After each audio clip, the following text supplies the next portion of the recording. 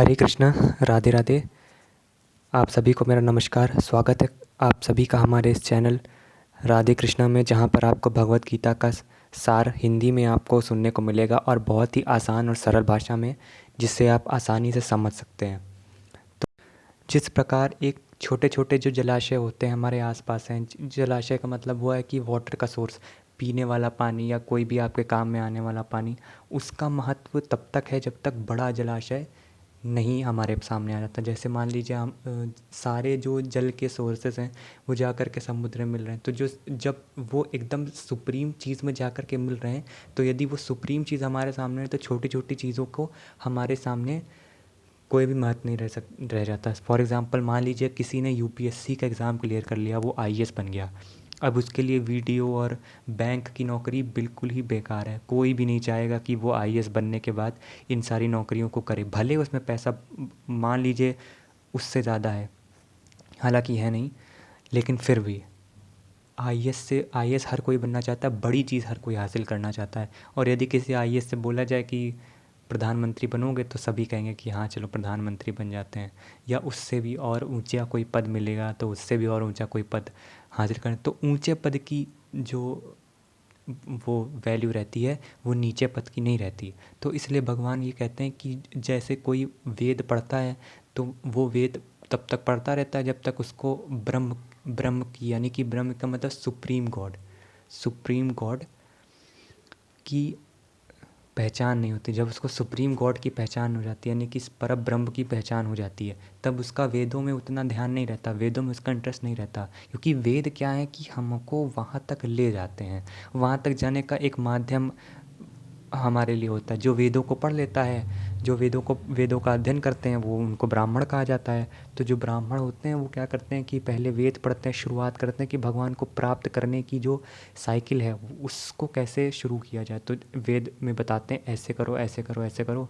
तो ऐसा वाकई में आप वेद का भी पढ़ेंगे तो आपको उसमें पहले इस हर चीज़ का एक उपचार बताया जाएगा कि इस अगर ऐसा कोई पाप किया है या कुछ इस तरीके से, तो इसका कैसे प्रायश्चित करें। और उसमें आपको और भी अलग अलग तरीके के मंत्र मिलेंगे, पूजा मिलेगी। तो उसको करने से फिर धीरे धीरे आप भगवान को पहचानने लगेंगे, जो सुप्रीम गॉड हैं, जो परब्रह्म हैं, उनको आप पहचानने लगेंगे। तो भगवान कहते हैं कि जब तुम उसको पहचान लेगा कोई ब्राह्मण, तो उसके लिए वेद कुछ नहीं है। फिर वो वेद पढ़ना छोड़ देगा, फिर वो मेरे ही आनंद में लगा रहेगा। तो इसीलिए भगवान कहते हैं कि इस चक्कर में मत पड़ो कि ये जो छोटी छोटी चीज़ें हैं कि मुझको इसमें कुछ मिल जाए, इसमें कुछ मिल जाए, इसमें कुछ मिल जाए। बड़ा टारगेट, और उस टारगेट को अचीव करते वक्त, जैसे सपोज़ कोई कोई आईएएस बनना चाहता है, तो उस टारगेट को आईएएस बनने तक की उसको ये जो छोटे छोटे टारगेट्स हैं, इसमें इससे कितनी अचीवमेंट मिलेगी, इसमें तो उसको ध्यान देना ही देना नहीं है। वो केवल अपना काम करो बस, पूरी फोकस से। ये मत सोचो कि ये मिल जाएगा वो मिल जाएगा, हो सकता है शायद ये मिले, हो सकता है शायद ये ना मिले। ऐसा तुमको नहीं सोचना है। अगर ऐसा मिलेगा तो तुम उस सुप्रीम चीज़ को पहचान नहीं पाओगे, सुप्रीम चीज़ का आनंद कभी नहीं ले पाओगे। यदि तुम वेदों में लगे रहोगे, वेदों को ही पढ़ते रहोगे बार बार बार बार, और ब्रह्म को पहचान चुके हो उसके बाद भी उस पर फोकस नहीं करोगे, तो तुमको ब्रह्म कभी नहीं मिलेगा। जो पर ब्रह्म का आनंद है, मोक्ष है, वो कभी भी मिलने वाला नहीं है। जैसे आप मान लीजिए आप आईएएस बन गए, तो अब आप बहुत ज़्यादा उछलने लगे, कूदने लगे, और आईएएस बनने के बाद जो आपको वैभव मिला हुआ है उसके चक्कर में पड़ जाएं और अपना पूरा जीवन उसी में लगा दें कि वाह मैं कितना बड़ा आदमी हूँ, ये है वो है। तो इस सब चक्कर में नहीं पड़ना चाहिए इंसान को। भगवान यहाँ पर कह रहे हैं कि जो लोग इस तरीके के आचरण करते हैं वो कभी भी मोक्ष नहीं पाते हैं।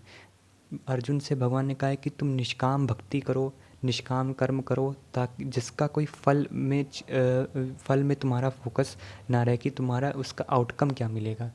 तो भगवान कहते हैं तुम पूरा इनपुट अपना पूरा दो, लेकिन आउटकम की चिंता मत करो। क्योंकि जो लोग सुख दुख में, लाभ हानि में स्थिर रहते हैं, मतलब कांस्टेंट रहते हैं, जैसे तुम्हारा आपका व्यवहार क्या है, आईएएस का पेपर क्लियर हुआ नहीं हुआ, दोनों में सेम व्यवहार।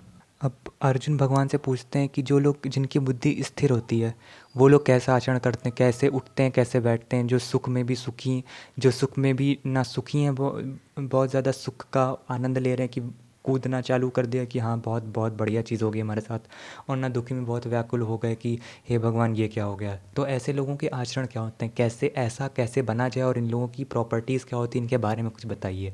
तो कृष्ण भगवान अर्जुन को बताते हुए कहते हैं, जिस समय इंसान अपने अंदर की सारी डिज़ायर्स को त्याग देता है, उस दिन वो आत्मा से अपनी आत्मा के अंदर ही अंदर वो संतुष्ट हो जाता है। यानी कि आत्मा अपने आप में ही वो संतुष्ट रहता है, उसको किसी और भी चीज़ की ज़रूरत नहीं दे मिलती, और वो स्थिर बुद्धि वाला बन जाता है। जो लोग दुख में बहुत ज़्यादा दुखी नहीं हो जाते हैं, क्रोधित नहीं हो जाते हैं कि ये क्या हो रहा है मेरे साथ, और जो लोग सुख में भी एकदम कांस्टेंट रहते हैं, जो अपने अंदर की सारी जो भावनाएं हैं उनको काबू करना जानते हैं। भगवान ने यहाँ पर एक कछुए का एग्जाम्पल देते हुए बताया है कि जैसे एक कछुआ होता है, वो अपने सारे अंगों को उसका जो शेल होता है उसके अंदर ऐसे समेट लेता है। तो वैसे भगवान कहते हैं कि जो इंद्रियों पर काबू करके इंद्रियों से अपने आप को समेट लेता है अंदर की तरफ, वो स्थिर बुद्धि वाला बन जाता है, और वो मोक्ष को प्राप्त करने लायक हो जाता है। सेंसेस के हिसाब से ना चल करके अपनी आत्मा की सुनना, उसको कहते हैं स्थिर बुद्धि वाला व्यक्ति। यहाँ पर भगवान सेंसेस को काबू करने के लिए कह रहे हैं अर्जुन से कि यदि किसी भी व्यक्ति को अपनी बुद्धि को अपने आप को स्थिर बुद्धि वाला बनाना है, और जो अपने आप को मोक्ष के लिए एकदम तैयार करना है, और सक्सेस यदि किसी को पानी, तो वो अपनी इंद्रियों को वश में करे, यानी कि अपने सेंसेस को वश में करे। भगवान कहते हैं कि ना इधर उधर की अपने सेंसेस को वश में कर लोगे, ना इधर उधर चीज़ों में तुम्हारा फोकस डिवाइड होगा, ना आलतू फालतू की चीज़ें सोचोगे। जब आलतू फालतू की चीज़ें सोचोगे नहीं, तो तुम्हारा मन एक जगह पर लगा रहेगा। जब एक जगह पर मन लगा रहेगा, तो जो इस काम को कर रहे हो उस काम में मन लगने लगेगा, उस काम को पूरा होने लगेगा तुम्हारा वो काम। और इसलिए तुम्हारे अंदर ना तो फल की चिंता का भी विषय आएगा, और ना ही तुम कोई भी अनर्थ चीज़ सोचोगे, कोई पाप नहीं करोगे। क्योंकि यदि जिस तरीके से हम चीज़ें सोचेंगे वैसे हमारे आचरण होने लगते हैं। जैसा जैसा दिमाग में हमारी चीज़ें चलती हैं, वैसी वैसी ही हमारी बॉडी लैंग्वेज चेंज होने लगती है। इसीलिए कहा जाता है कि हमेशा अच्छी चीज़ देखनी चाहिए, हमेशा अच्छी चीज़ सुननी चाहिए, ऐसी चीज़ देखनी सुननी चाहिए जिसका दिमाग पर एक सही असर पड़े। इसलिए यहाँ पर भगवान कह रहे हैं कि अच्छी चीज़ों को, अपने अच्छे विचारों को अपने दिमाग में लाओ। इसीलिए कहा जाता है कि बुक्स पढ़िए, और अच्छी अच्छी होली बुक्स पढ़िए, भगवान की किताबें पढ़िए, ताकि आपके मन में जो है अच्छे अच्छे विचार आए। भगवत गीता पढ़िए, तो आपको कुछ अच्छी बातें जानने को मिलेगी। आपका मन जो है, दिमाग है, वो कॉन्स्टेंटली चलता रहेगा, फोकस रहेगा एक जगह पर। तो यहाँ पर भगवान कह रहे हैं कि जैसे कि हवा जब चलती है, जैसे मान लो किसी जल में हवा चल रही है और नाव जो है डगमगाने लगेगी हवा से, उसी तरीके से जो मन में जो विचार आते हैं उसकी वजह से हमारा जो फोकस है और हमारा जो दिमाग है वो डगमगाने लगता है। तो वैसा मत करना, अपने सेंसेस को काबू करो, तो दिमाग अपने आप काबू आ जाएगा। जब दिमाग अपने आप काबू आ जाएगा तो सारे काम होने लगेंगे। जिस प्रकार एक जो भगवान को प्राप्त करने की का जो आचरण करने वाले लोग होते हैं, जैसे भगवान ने यहाँ पर एक शब्द का इस्तेमाल किया, योगी।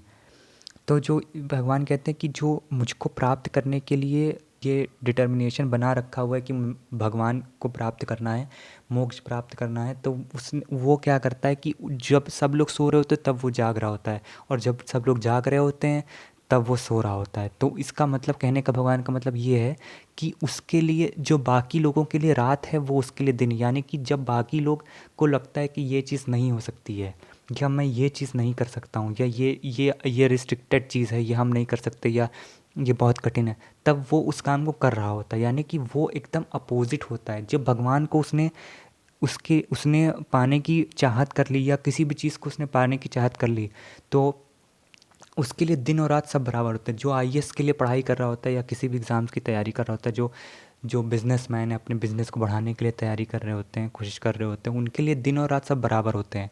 वो ये नहीं देखते कि सब सो रहे हैं तो चलो हम भी सो जाएं, सब जग रहे हैं तो चलो हम भी जगते हैं। नहीं, ऐसा नहीं। वो अपने मुताबिक अपनी चीज़ों को चलाते हैं, और बिल्कुल एकदम स्थिर डायरेक्शन में चलते रहते हैं। कोई प्रॉब्लम नहीं, दुनिया क्या कर रही है उससे इनके मतलब नहीं है। तो भगवान का यहाँ पर कहने का मतलब है कि वो दुनिया के चक्कर में नहीं लगा रहता कि ये क्या कर रहे हैं, वो क्या कर रहे हैं, इनके पास क्या है, उनके पास क्या है।